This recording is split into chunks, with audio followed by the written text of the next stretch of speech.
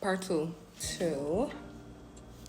So this cottage cheese looked very milky and watery today.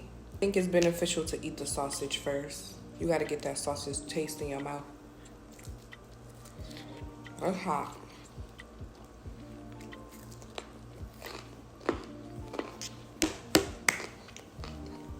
Can't forget my juice.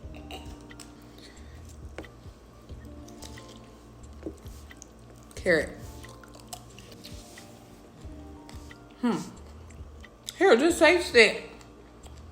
How you gonna know if you like it? If you haven't tried the asparagus, the radishes. Oh, I could eat this.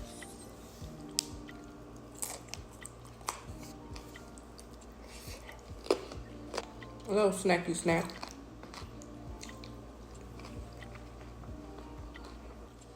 Last bite.